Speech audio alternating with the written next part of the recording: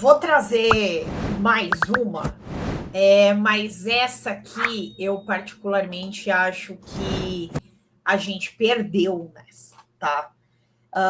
Eu vou colocar, deixa eu só colocar no ponto aqui para a gente ler um trechico, que é o seguinte: Fachin procura ministros e volta a Brasília nas férias para tentar contornar a crise.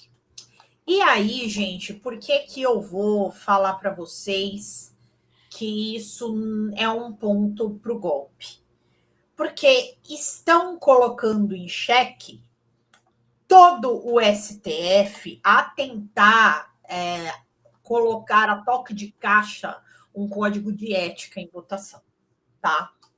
Então, na verdade, o que a gente precisa entender, eu acho, Géser, com relação a esses envolvimentos, não só do Alexandre de Moraes, mas também do Toffoli, com relação ao Banco Master, que é isso que está tentando se colocar aqui. E mídia progressista, tá? Mas isso daqui, enfim, isso aqui, na verdade, não se está querendo dizer nada. Aqui só está, o fato está sendo descrito. Então, aqui, na verdade, o ICL não está colocando nenhum juízo de opinião aqui nessa matéria, tá? Eu só quero deixar claro isso. Porque eles já fizeram isso e de uma forma que não era bacana para o nosso campo. Por isso que eu estou esclarecendo. No STF, a gente teve duas situações extremamente importantes com relação ao Banco Master e com relação aos dois ministros. E eu vou explicar aqui para a gente poder falar o porquê que essa atitude do Fachin não é favorável. O Alexandre de Moraes tem a sua esposa, que tem um escritório de advocacia, que ela controla, que ela é a gestora, como a gente costuma dizer em escritório, que diversos ministros têm o seu. Por um motivo simples. Para você ser um magistrado dentro do direito, você precisa ter OAB. E é muito comum que esses juízes tenham vindo de um escritório de advocacia, depois foram para a magistratura e escolhidos como ministro. Ou eles podem ser advogados concursados, como é o caso do Jorge Messias, que está passando aí pela sua sabatina no STF. Alexandre de Moraes não era juiz, poucas pessoas sabem disso. Alexandre de Moraes era promotor de justiça do estado de São Paulo, tá? E foi secretário da Segurança Pública, que é um cargo que faz parte aqui do maior cargo, né, de segurança pública do nosso executivo estadual. Então, o que é importante a gente falar? Então, eles são escolhidos para estar ali e tudo mais. Mas é normal que, enquanto advogados sejam casados com advogados, eu, graças a Deus, não sou e não quero.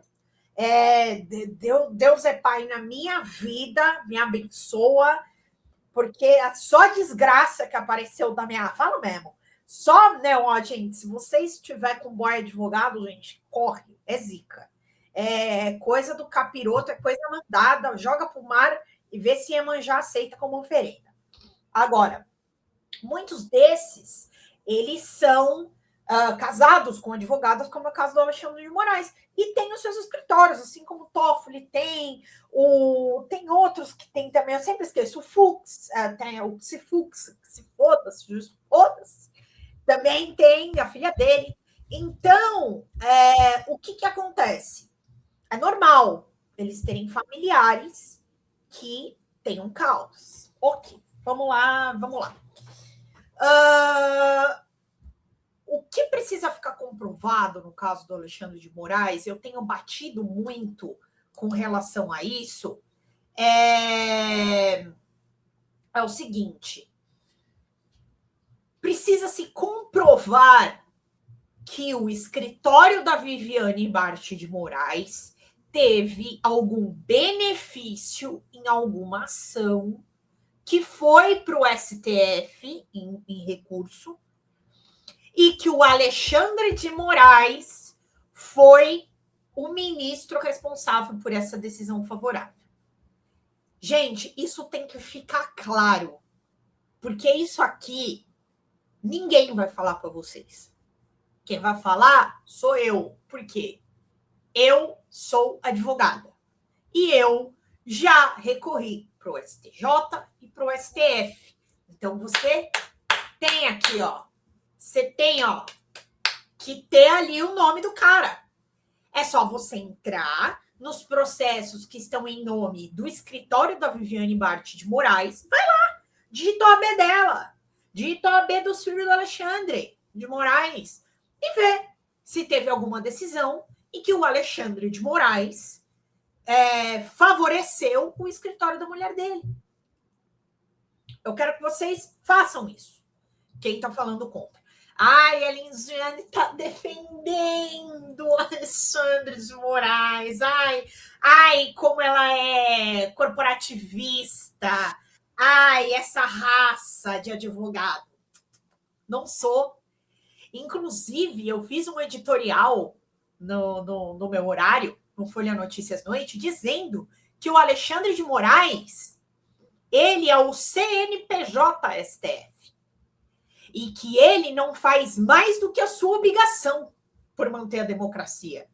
Porque essa é a função do Supremo Tribunal Federal. E é assim, nossa, que horror, também não precisa falar desse jeito. É real, porque infelizmente aqui nesse país, a gente está acostumado com migalha. A gente está acostumado com o pior. Desde que a gente tem o Centrão, que foi praticamente de quando se instituiu a Constituição de 1988, a gente está acostumado a lidar com um Congresso de merda.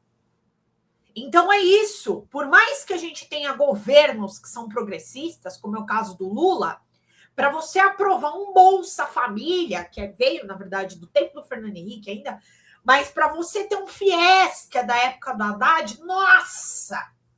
Você tem que capinar o mato para poder conseguir uma coisa. Infelizmente, é assim que acontece no nosso Congresso Nacional. Porque o Executivo, o governo federal, ele não governa sozinho. E a gente se acostumou a viver na lata do lixo. Então, quando a gente vê um ministro fazendo o trabalho dele, a gente acha que ele é o herói da nação. A gente tem que aplaudir por ele estar fazendo o trabalho dele. E eu não estou desmerecendo. Eu estou colocando as coisas nos seus devidos lugares. Porque nenhum político é perfeito. Nenhum ministro do STF é perfeito. E eu acho que a gente não pode ser iludido. Entendeu? Então, simples, a gente precisa destituir essa figura de herói. Sabe? É muito complicado.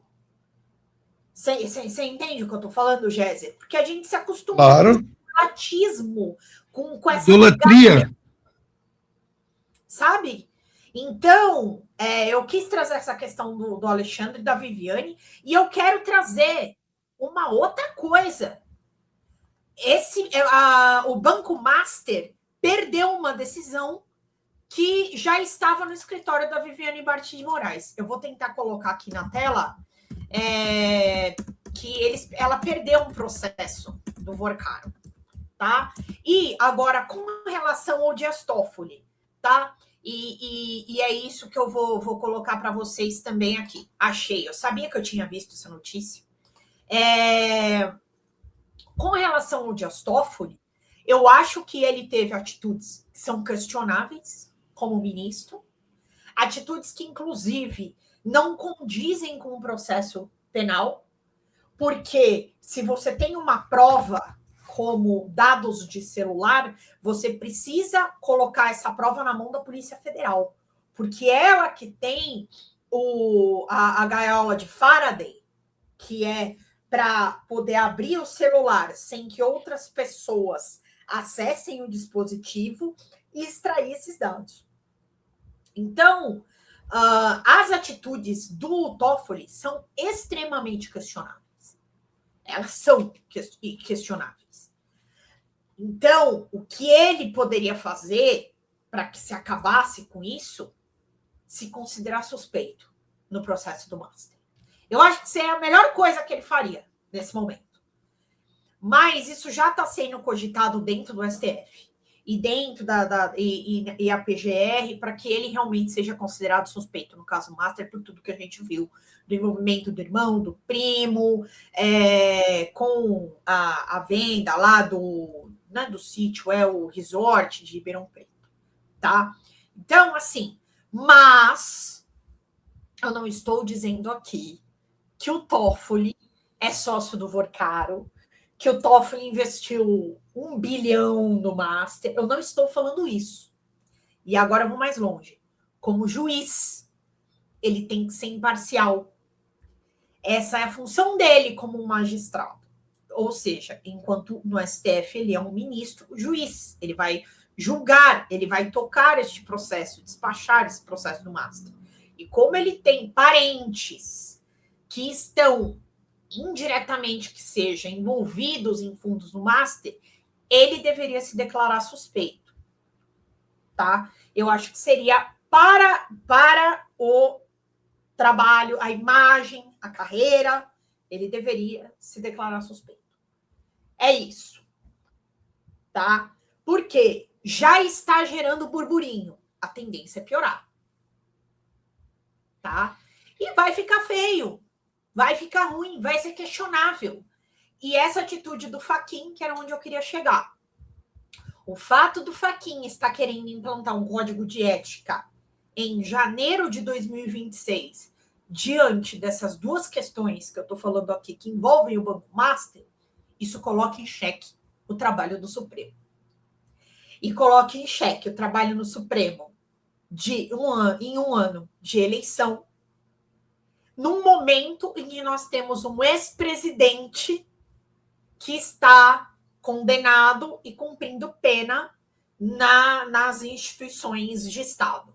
Então, cumprindo pena na superintendência da PF, na Papudinha, e aí na iminência de uma prisão domiciliar. Então, assim, falei bastante, mas porque eu queria fazer essa conexão com vocês.